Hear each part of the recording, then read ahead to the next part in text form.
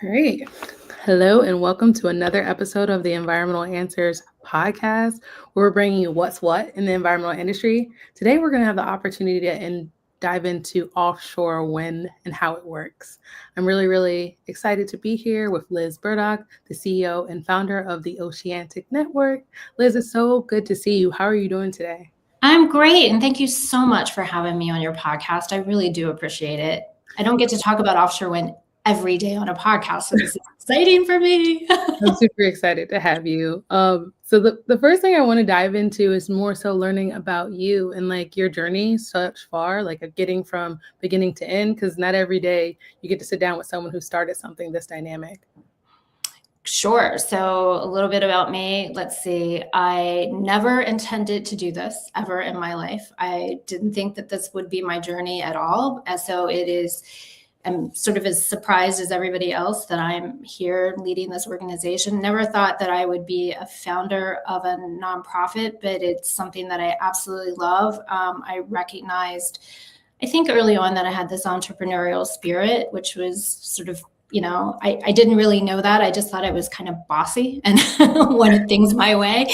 But it turns out that it was actually this entrepreneurial spirit that I really love. I really love creating things and created Oceantic, but I like to create things inside of Oceantic. So my staff will tell you that I'm the idea fairy that comes along. And I do that in my life too. Like I also, in my personal life, I create things constantly, whether it's, starting, a completely new project, much to my husband's, objections. We start new projects. I start on new things like decorating or cooking or gardening. So I'm always trying to create something new and be creative about it. So lately it's been a whole new holiday decor, going down a whole new different path than what You're visionary. Like as someone who like you visualize and you're like, oh, this could happen. This could happen. So no, that makes sense. That makes sense. I understand how like the entrepreneurial path that was for you and stuff. So that makes sense. I understand from one visionary to another. I get it. When I first learned about entrepreneurship, I was like, oh, you can have a job or a role where you can develop and create, you know what I mean? And you're rewarded for that. And it seems like you've had a rewarding career thus far. Yeah, I absolutely have. And I think and I don't know how you feel about it, but it's one of the ways to like stop boredom, I think, because like I get bored. So I want to move to I'm very curious, and you're probably a very curious person too. If you're an entrepreneur, you know that there's this curiosity and you just really want to learn more about new things. And this allows you to do that and, and get rewarded for it, like you said. Like, yeah, you build something new and it helps a lot of people. So for our listeners who are just being introduced to offshore wind, my first question is centered around you telling us, like, what is it? How does it work? And why is it so important to our shared energy future? Sure. So I'm sure many of your listeners have seen land-based wind. So the thing that as a frame of reference, it's great that they've seen them. They may have been up close, or they may have driven by them. They could have seen them on a mountaintop.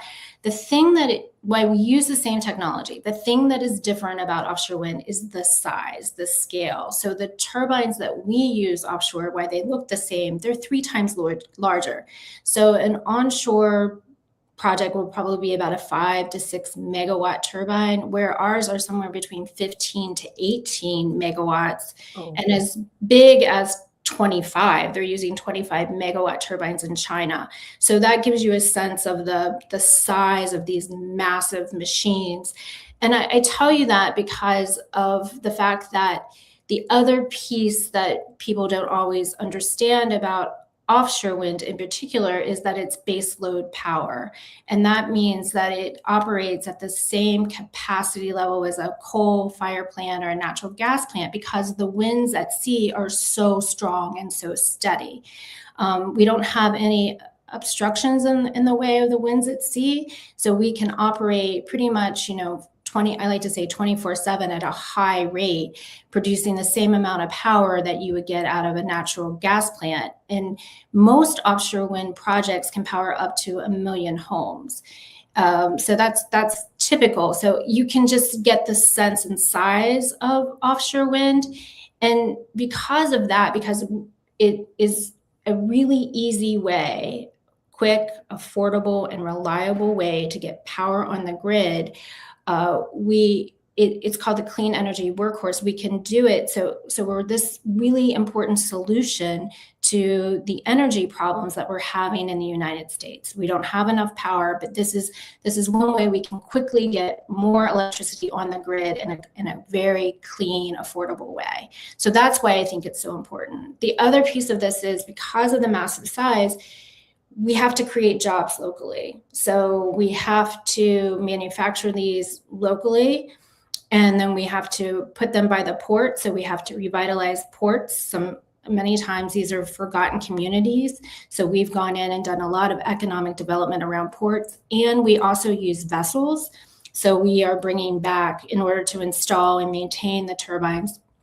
So we're bringing back the shipbuilding industry. And people don't know this, but during the last 4 years, we as an industry built or converted 44 vessels, which I don't know of any other industry in the last 4 years that has done that, any private sector industry. So it's a real economic engine, creating manufacturing, shipbuilding, port jobs. And so those are all the reasons why I think offshore wind is so important to the United States. And our shared energy future. No, I appreciate that. That was a really good introduction, like learning like why and how much energy. I didn't know it was like 1 million homes that could be powered from this like energy source. So that's something. This summer I drove to Iowa from North Carolina with my kid and my husband in the car. But main point, when we drove to Iowa, there were so many windmills. I had never seen that many. And so when you say that they're at a certain scale, they're bigger, significantly bigger in producing more energy. It was just really interesting to see that picture in my mind. Well, and the great thing is too, is that yes, they're bigger, so we need less of them to produce, a ton of power, which is amazing. But they're also so far offshore that people can't see them. So that's been one of the kind of the objections over offshore wind, is that they would be seen from shore, but they're so far away that you really can't see them. And they just produce all of this power right off of our coastlines, where we honestly need it the most, because that's where the most populated areas are, from, all the way from Georgia up to Maine is a high concentration of people. And that's where we need power. Yeah, that makes sense. I know I did this program called, I think it's called Voltage Fictions, where we actually talked about how energy works. And a lot of times people don't really understand that you need it to be able to run down the power line, how the energy connects. And so that important piece of like a lot of us living on the coastline and getting a lot of that power, being able to do that it's really critical.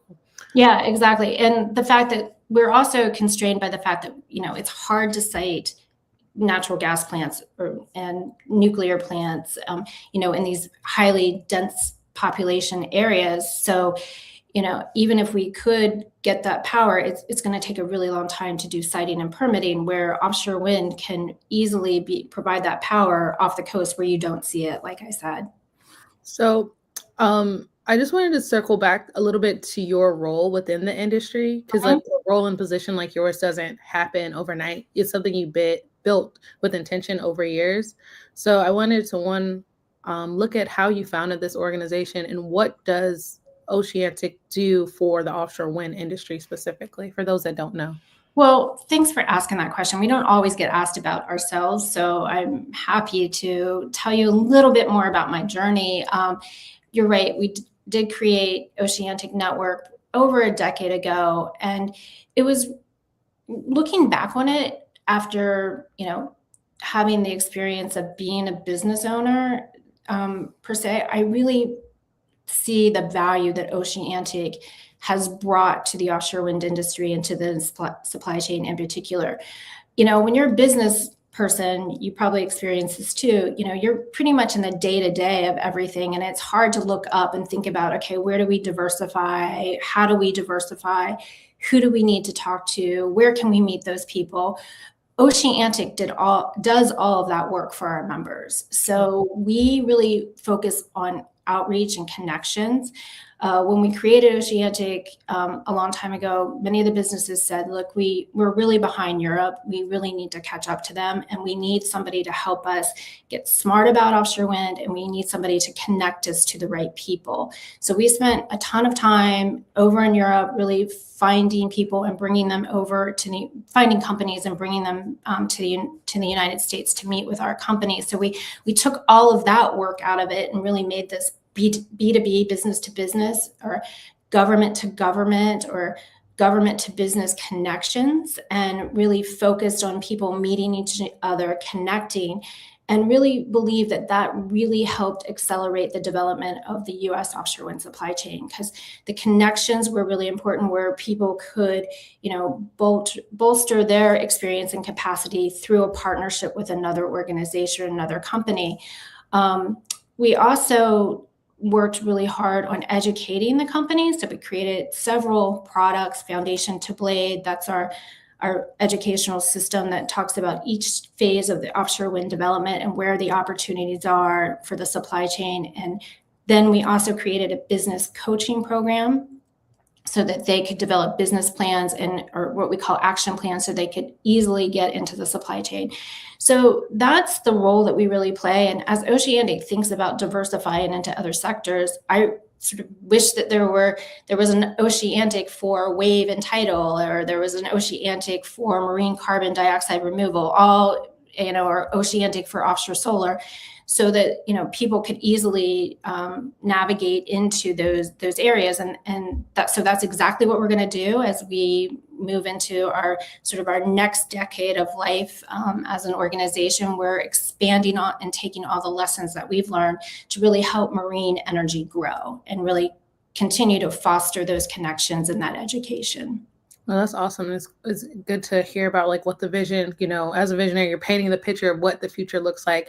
I know it's also inspiring for those that might listen in and think about what businesses or opportunities can I start as a young entrepreneur, an entrepreneur in any stage of life? What can I do and support? And so to know that the network has all these resources and tools that people can search so that they can see how they can contribute to the success of the United States offshore wind industry. It's really dynamic, that work. Yeah, and I think that that's really important too. If you are a young entrepreneur out there, or you're thinking about getting into this industry, and you really want to understand, where you can fit, we are here to help. But the thing I would also say is the great thing about America is that we're a bunch of innovators, and I think that we can bring a ton of innovation to this global market, and I really think that that's important. So, learn about the industry and where we can help you. We are absolutely 100% here for you. No, that's really, really cool. So I am doing this for the first time on the Environmental Answers podcast. We haven't ever done this before, but there's so much content that we want to get out of this episode with you. So we decided to set up something called a true or false round. I have a list of 3 questions that I'm going to kind of rapid fire at you. And I want you to be able to give me a why or why not, whether it's true or false, so that we can kind of get this information out there in a quick way. So the first one is, offshore wind farms offshore wind harms whales and marine life. Why or why not? Is that true or false? That is absolutely, without a doubt, 100% false. False, false, false, false, false. Can't say it enough. Okay.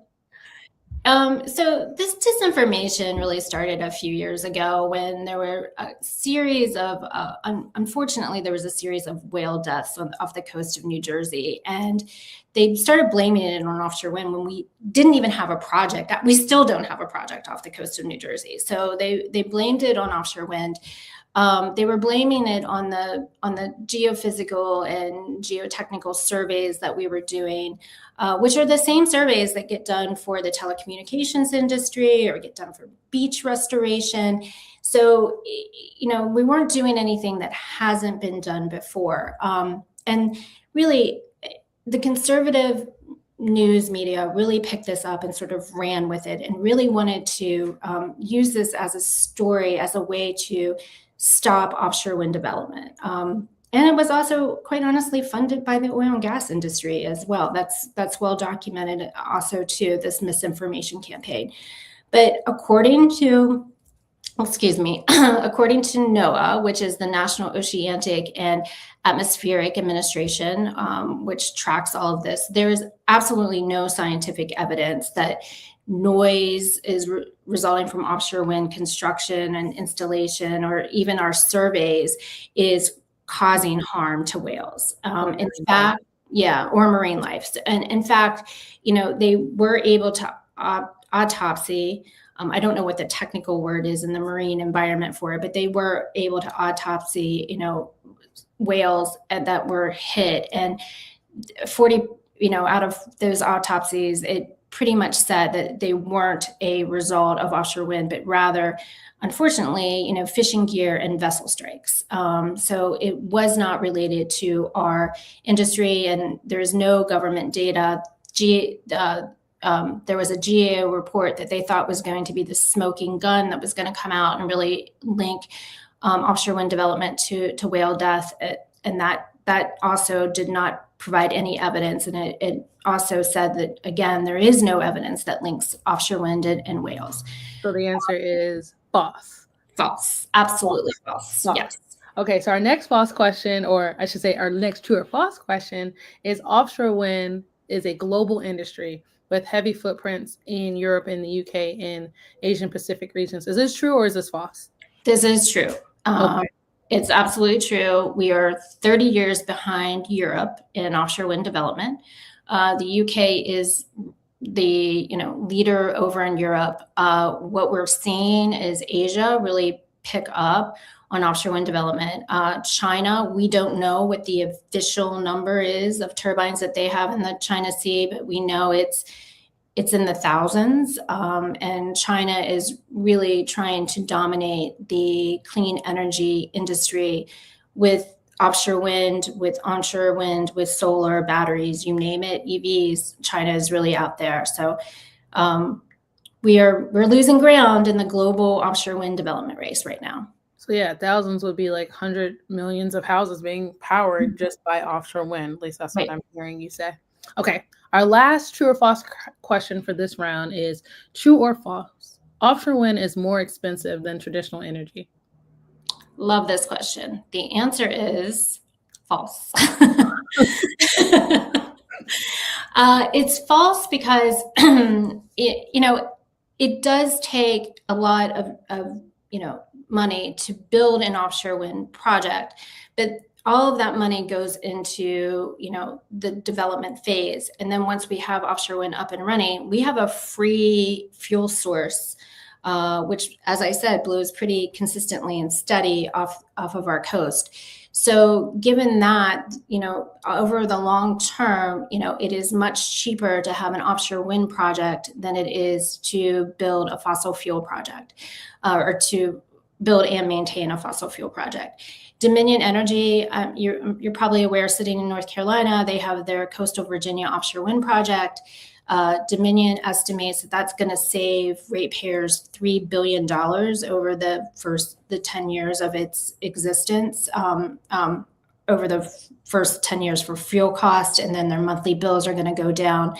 In New England, we saw with the Revolution Wind project and other projects that it is the cost is absolutely on par or lower than fossil fuel plants. So, we are an affordable source of electricity.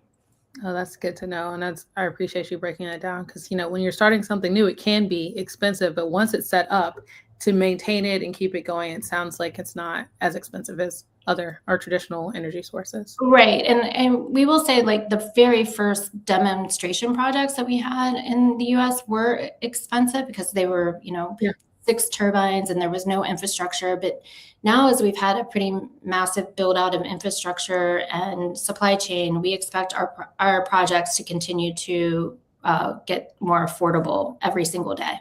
Oh, that's a really great segue to the next question that we have.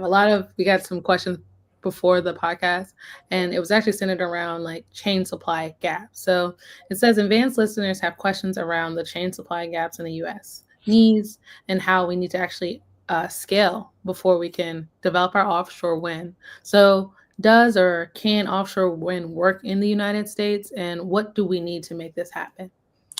So that's great. So yes, it does work in the United States. We have 5 projects under construction right now. We have 1 commercial scale project that is finished, but as I said, 5 under construction.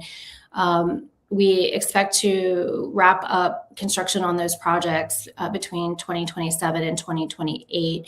That when they're all finished, they will be delivering about 6,000 megawatts of electricity to our grid. So offshore wind is working. It's working to deliver, electricity right now because the South Fork project is powering New York, part of the grid in New York, and then we have Vineyard Wind that's also providing power into the Massachusetts grid as well. We've seen thousands of companies express interest through a tool we have here at the network called our supply chain registry. And for anybody that's interested, do you mind if I just promote supply chain? Yeah, of course. So supply chain registry is this great tool. It's completely free. If you're interested in the offshore wind space, please, if you're a business out there, or even if you're an individual, go in, go on our website, oceantic.org, go to supply chain registry, register your interest. And by that, I mean, tell us what product or service you can deliver into the offshore wind space. We have tons of products and services on there. So it could be anything from, you've got a tugboat, or, you provide a bolt. It's as simple as that. So it runs the gamut. Please express your interest. But we've seen thousands of companies across 40 states express their interest in offshore wind.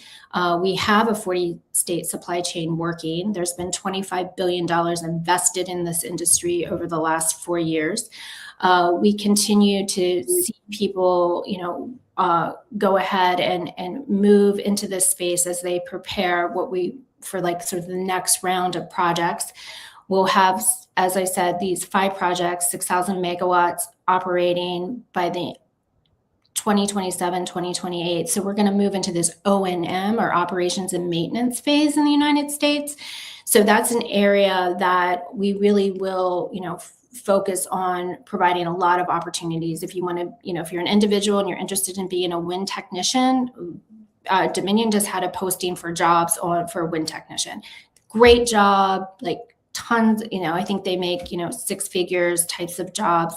You are out at the sea, I think it's 20 days on and then 20 days off. So there is that.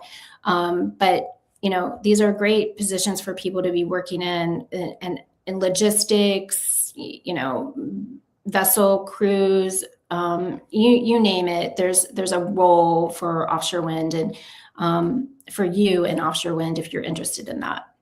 I think I got to attend a training from Oceantic where they also talked about things that you that are not as technical. So even people doing the recycling and trash pickup, needing that for O&M as well. Mm-hmm.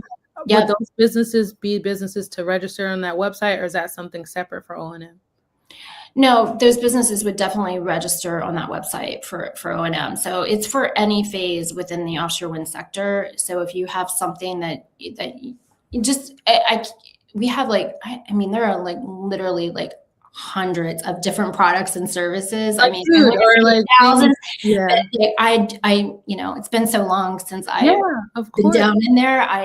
There's tons. There's something for everybody. Things that people don't even think of, like scaffolding, for example, or as you said, catering or janitorial services, anything like that. Yeah, I guess I want to highlight that offshore wind is really, there's opportunity for everyone. There's still space in the chain supply for skills that maybe you may not think or see yourself in it. There's an opportunity there for you. So I appreciate you highlighting that. Absolutely. So one of our other questions that we had that we wanted to take some time to think through with you was what communication challenges has Oceantic faced as far as opposition around offshore wind, especially with the industry and engaging maybe the federal government or local governments to be able to move this offshore wind forward? Well, I think, the elephant in the room right now with that question is really the Trump administration. That has been our biggest challenge as of to date, since he took office back in January. it's been pretty well documented within the press that the president has a personal dislike for wind. So he has made that pretty clear. So we weren't really surprised by some of the actions that came out of the administration when he first was sworn into office. However, the level of hostility that we have faced, during this last 12 months has been pretty unprecedented. And it's been a really challenging year for clean energy development as a whole, not just offshore wind, but wind, solar. And so it's been really, really tough. And it's to be honest with you, it is, I have to say, it's confusing. Because the administration says it wants this all of the above energy approach to really unleash energy dominance, and they're sidelining clean energy when it happens to be the fastest, most affordable, and easiest way to deploy energy in the United States. I mean, that's also proven. So we're letting China take over as the global leader, which doesn't make a lot of sense to me, especially during a time when we're seeing increased electricity prices, being driven up by data center development. So we've got 11 gigawatts of offshore wind that has been sidelined. It's shovel ready.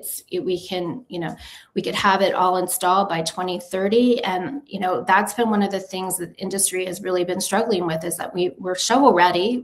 We've got great projects. They've been permitted through the federal government. Some of them have off takes through the state, and we want to build. So that's been one of the more frustrating things that industry has experienced during the last, I would say 11 months. Oh, I appreciate that clarity around that question. So for professionals or students that are interested in entering this space during this time, around skill, mindset, what advice would you give them to keep them to go forward and focus on what's working? Well, what I would tell them is ignore what's happening at the federal level, because even though this sort of assault on clean energy is occurring at the federal level, it's not going to last forever. And you all are going to be the next wave of workforce that we're going to need in this and all of these industries to really come back strong. And I would say 28, 29, 30. So you are our future. And if you're interested in offshore wind, then start learning about it. Come on our website, learn about it. We have an Offshore Wind 101. We're happy to help talk to any student or anybody that's interested in really learning about offshore wind to get prepared. There are so many different pathways to be involved in offshore wind. One of the ones that I think you have some personal experiences with, the Protected Species Observer, right? That's a great profession, especially if you're in marine biology or marine sciences and environmental sciences. That's a really great pathway. But there's just so many things for you all to do. It's going to be it's an industry of the future, regardless of what is happening now. And give it a hard look, because we're going to need every single one of you in some way up and down the supply chain. Yeah. Thank you so much.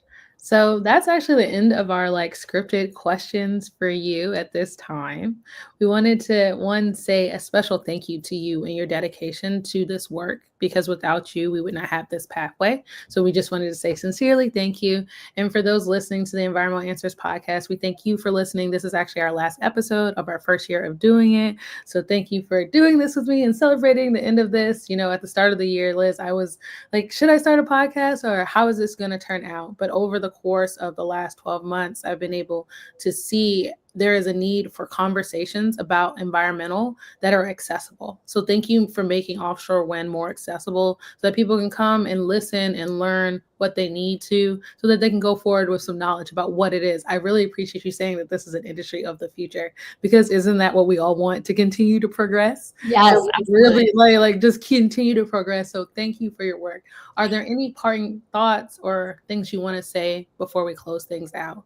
Well, first I want to say thank you to you and congratulations on launching this and undertaking this podcast. I know it's not easy. We tried to do a podcast a couple years ago and it's a ton of work. So I admire you for doing it. And thank you so much for having me. I guess the one thing I would say to your listeners is, don't take my word for any of this. Go do your own research, really understand offshore wind. I think that if you do that, I think you'll come away with believing, as I do, that it is the clean energy workhorse of the future, that it provides reliable, affordable, power when we need it the most. And it's always done in a very environmentally responsible way.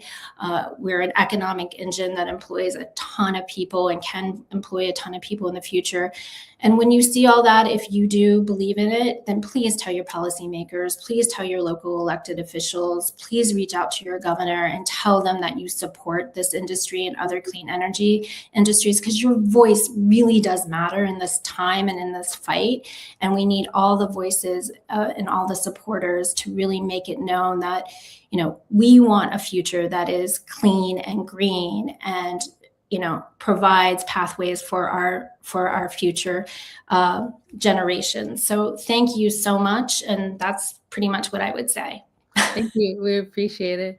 And for those listeners that want to keep up with you, what's the best way? How can they stay in touch with you, Liz? They can follow me on LinkedIn. So I'm just Liz Burdock on LinkedIn. I probably should know my handle, but I think it's like at Liz Burdock. Yeah, it is. It is.